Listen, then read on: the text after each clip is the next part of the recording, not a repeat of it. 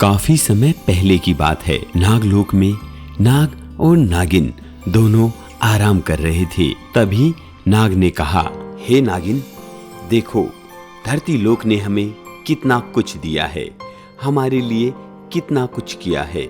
अब हमें भी धरती लोक के लिए कुछ करना चाहिए। हाँ, ठीक कहते हो स्वामी, हमें भी धरती लोक के लिए कुछ करना चाहिए। हम ऐसा करते हैं कि हमारे नागलोक के जो जादुई पेड़ हैं उन्हें धरती लोक पे लगा देते हैं। ठीक कहती हो देवी, ये पेड़ उन्हें धन दौलत भी देंगे और साथ ही खाने की चीजें भी देंगे। बिल्कुल सही कहते हो स्वामी। उधर दूसरी तरफ धरती लोक पर रामू के घर उसकी पत्नी कढ़ाई में पत्थरों को डालकर उन्हें उबाल रही थी। तभी रामू घर पे आता है और कहता है, अरे भाग्यवान, क्या बना रही हो? घर में तो खाने का एक दाना तक नहीं है, फिर तुमने आज ये चूल्हे पर कढ़ाई कैसे चढ़ा रखी है?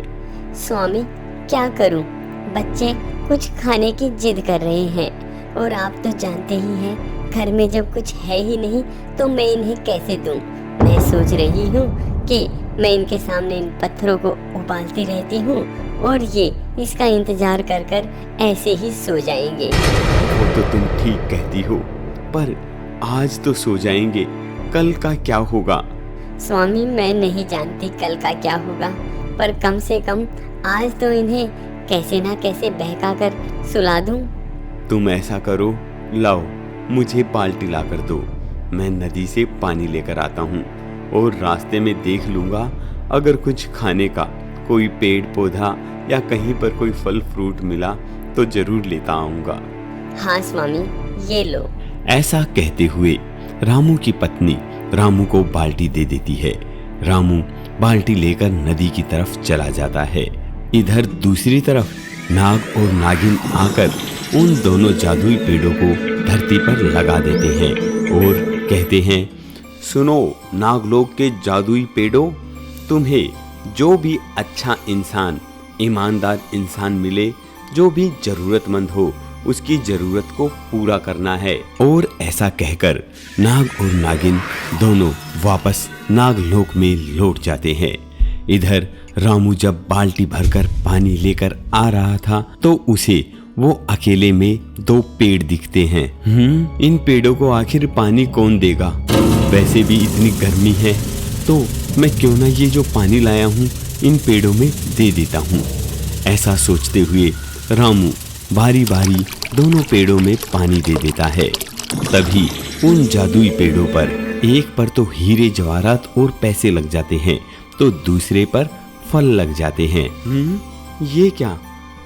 पेड़ पर पैसे और हीरे जवाहरात और ये इतने सारे फल एक बार के पानी देने पर, ये कोई मायावी पेड़ तो नहीं है? तभी पेड़ों के अंदर से आवाज आती है, नहीं रामू, हम मायावी पेड़ नहीं हैं, हम जादुई पेड़ हैं और हम तुम्हारा भला करने के लिए आए हैं। तुम इतने अच्छे इंसान हो, तुमने हमें पानी दिया तो हमने सोचा हम भी तुम्हें कुछ दे देते हैं, जो तुम्हारा दिल चाहे वो ले लो। तभी रामू एक पेड़ पर से थोड़े से पैसे तोड़ लेता है तो दूसरे पेड़ से एक दो फल ले लेता है। तभी पेड़ के अंदर से फिर से आवाज आती है, रामू, तुम जितना चाहो उतना ले सकते हो, हम तुम्हें मना नहीं करेंगे। नहीं, मेरे लिए इतना ही काफी है, इससे मेरे बच्चों का पेट भर जाएगा और ये जो थोड़े से पैसे हैं इतने मेरे पास काम नहीं आता, इतने इनसे गुजारा हो जाएगा। उसके बाद मेरे पास काम आने लगेगा तो मैं अपना गुजारा खुद कर लूंगा। रामू, तुम बहुत ईमानदार हो, अगर तुमने लालच दिखाया होता तो तुम यहीं पर राख के ढेर में बदल जाते। रामू वहां से पैसे और फल लेकर अपने घर आ जाता है। तभी उसका एक पड़ोसी उसे देख रहा होता है। रामू के पास पैसे और फल, ये कंगला कल तक तो हमसे ही पैसे मांग रहा था, आज इसके पास इतने पैसे कहाँ से आ गए? ऐसा सोचते हुए उसके पड़ोसी अपने 3-4 साथियों के साथ में आकर और उसके घर पर हमला बोल देता है। वो डंडों के साथ होते हैं तो रामू डर जाता है और वो रामू से कहते हैं, ओ कंगले, हमें भी बता, कहाँ से लेकर आया है इतने पैसे? क्या तूने किसी के घर में चोरी की है? नहीं भाई, मैंने किसी के घर में चोरी नहीं की। ये पैसे और फल तो मैं जंगल में लगे जादुई पेड़ से लेकर आया हूँ। अच्छा, जादुई पेड़? तो हमें भी तो जरा बता, वो जादुई पेड़ है कहाँ? हाँ भाई, मैं तुम्हें बता दूंगा कि वो जादुई पेड़ कहाँ पर है। तो ठीक है, चलो इसी के साथ चलते हैं। ऐसा कहते हुए वो चारों रामू के साथ जंगल में उन जादुई पेड़ों के पास पहुंच जाते हैं। उन्हें उन पेड़ों पर कुछ भी दिखाई नहीं देता। तभी रामू उन पेड़ों से प्रार्थना करता है, हे जादुई पेड़, ये मेरे पड़ोसी हैं और मुझे चोर बता रहे हैं। तुम एक बार इन्हें अपना असली स्वरूप दिखा दो, जैसे तुमने मुझे दिखाया था।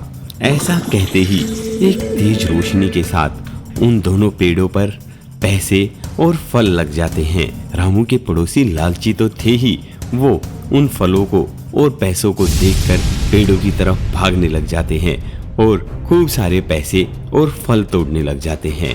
तभी वो पेड़ उन सभी पड़ोसियों को राख के ढेर में बदल देता है। रामू ये देखकर डर जाता है, हे जादुई पेड़, तुमने ये क्या कर दिया? तुमने तो मेरे सारे पड़ोसियों को आग के ढेर में बदल दिया। रामू, ये लालची थे और मैंने तुम्हें पहले भी बताया था, हम जो लालच करता है उसे राख के ढेर में बदल देते हैं। तभी नागलोक से नाग और नागिन वहां पर आ जाते हैं। रामू नाग और नागिन से प्रार्थना करते हैं, हे नागलोक के देवताओं, नाग और नागिन, मेरे पड़ोसियों को ठीक कर दो।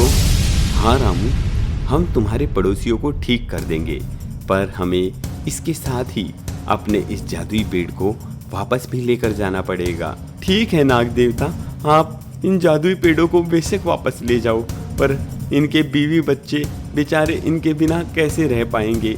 मेरे इन पड़ोसियों को ठीक कर दो।